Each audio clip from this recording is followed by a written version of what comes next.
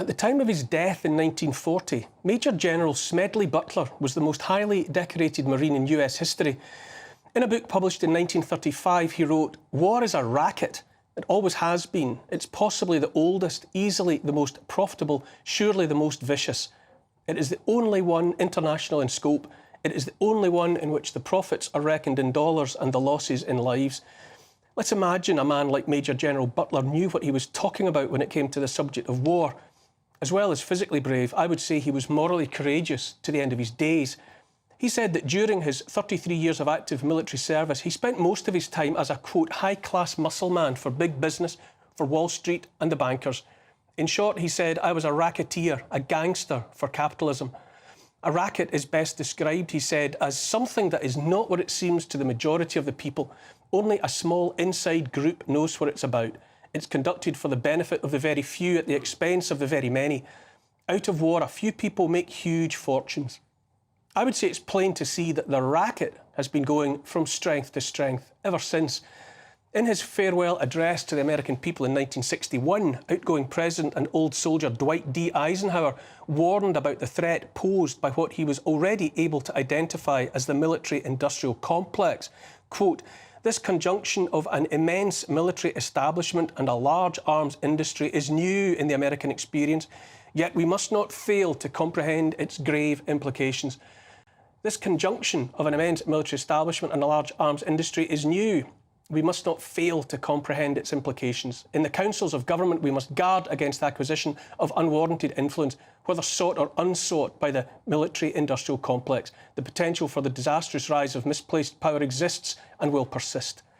Now, nearly 90 years after Smedley's assessment of the cynical nature of war, the billions of dollars, pounds, euros and the rest continue to flow into the coffers and bank accounts of the few. And who are the few, those beneficiaries of the endless firing of bullets and bombs? Ghouls who see loss of human life only in terms of profitable columns on their balance sheets. It's a tragically accurate adage that young men who don't know each other and don't hate each other are sent to war by old men who do know each other and may or may not hate each other, but who shake hands and split the profits when all the young men are dead. We're still right there in that hellscape, hapless witnesses to the ultimate racket, as hundreds of billions of dollars and pounds flow into Ukraine and then back into the bank accounts of that military-industrial complex. Russian dissident Alexei Navalny has died in prison. US President Joe Biden was quickly thrust in front of the world's media to exploit that death to justify the sending of yet more billions of dollars to Zelensky's Ukraine. He said, "We have to provide the funding so Ukraine can keep defending itself. History is watching. The failure to support Ukraine at this crucial moment will never be forgotten." Former President Donald Trump was impeached in 2019 before any Russian tanks had crossed the Ukrainian border for pausing funds already earmarked for Ukraine. $391 million in security assistance, $250 million through the Department of Defence's Ukraine Security Assistance Initiative, and $141 million through the State Department's Foreign Military Financing Programme.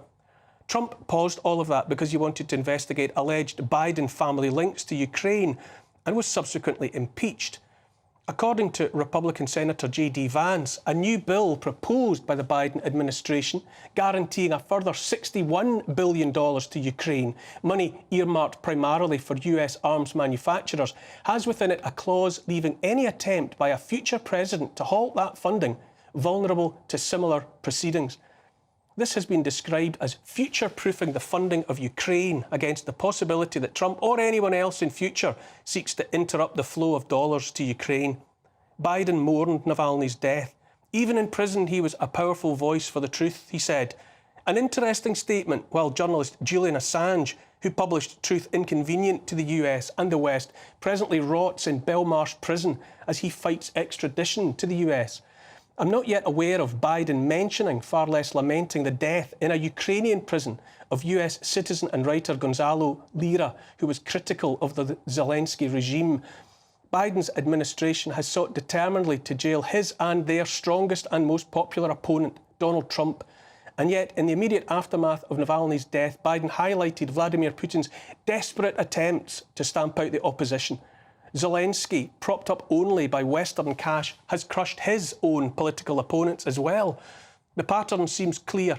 Bleat about enemies threatening democracy, while simultaneously and blatantly and hypocritically seeking to trample on democracy at home, or turn a blind eye to the same being carried out by allies, or make that business partners. A legitimate president of Ukraine was overthrown by a US-led coup in 2014. In the early stages of the Russia-Ukraine war, as early as April 2022, a peace deal was on the table until former British Prime Minister Boris Johnson was dispatched by NATO to scupper that deal. Now 500,000 Ukrainian men and boys are dead. The war goes on relentlessly, and a US administration is seeking to undermine democracy so that a multi-billion-dollar war might grind on with no end in sight. Here in the UK, our own homegrown brand of warmongers are banging the drums and rattling the sabres. Defence Secretary Grant Shapps has warned that UK is adapting to a pre-war world. Former Minister Tobias Ellwood has declared there is a 1939 feel to the world and that Britain is not prepared. All of that was before retiring Army Chief General Sir Patrick Sanders advocated the training of a citizen army in readiness for a future land war. Ukraine has used up its available generations of men and boys. Now those Ukrainians who absented themselves from the country in advance of the fighting face the possibility, if new legislation is passed there, of having to return to fight or face the seizure of their bank accounts and other assets. Maybe those men will return and maybe they won't. In any event, they won't be enough to satisfy a meat grinder that is being future-proofed against the possibility of its ever running out of steam. Who will be sent next? Whose sons will be cannon fodder in Ukraine? My sons? Your sons? As the Second World War played out, it wasn't equipment that was in short supply. The military-industrial complex had production well in hand. There was no end of brand new Spitfires and Hurricanes. What was in worryingly short supply was the men and boys fit to fly them. It takes an unavoidable minimum of 16 years to grow a boy to the point where he might become a soldier. And all those years are spent in moments by the ghouls who see only pounds and dollar signs. Smedley Butler knew how the war racket might be smashed. He said number one was the removal of profit from war, and also that military forces should be limited to defence of the homeland. There are only two reasons why you should ever be asked to give your youngsters, he said. One is defence of our homes, the other is the defence of our Bill of Rights, and particularly the right to worship God as we see fit. Every other reason advanced for the murder of young men is a racket, pure and simple. How blatant is it here in the UK and on the other side of the Atlantic in the US that precious little care is being taken of the homelands? In both cases, the borders, that ought surely to be a priority for our governments and fighting men, are left undefended in the face of the arrival of uncounted numbers of strangers arriving day and night. Here and in the US, the cities are filled with more and more crime, more and more violence meted out upon citizens. Of the First World War, Smedley wrote, "Beautiful ideals were painted for our boys who were sent out to die. This was the war to end wars. This was the war to make the world safe for democracy. No one told them that dollars and cents were the real reason. No one mentioned to them as they marched away that their going and their dying would mean huge war profits. No one told those American soldiers that they might be shot down by bullets made by their own brothers here.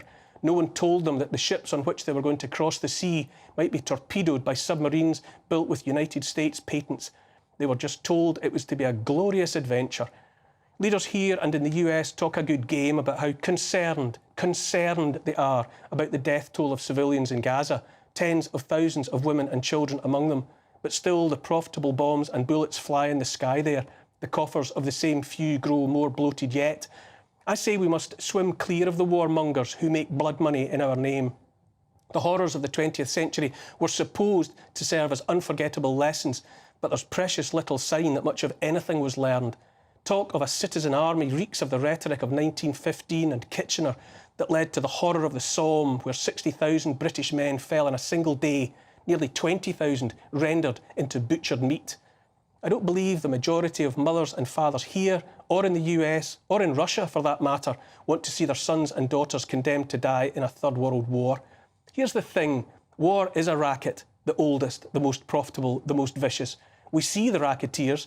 The Pentagon cannot even pass an audit to explain where all those billions of dollars actually go, how precisely they are spent, and yet always the call is for more.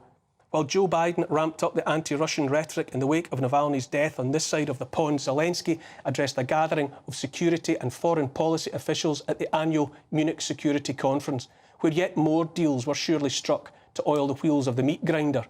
Here we are with a forever war potentially future-proofed against any end of its funding, where democracy is sidestepped at home by those who would send our sons to die in the hollow name of democracy abroad.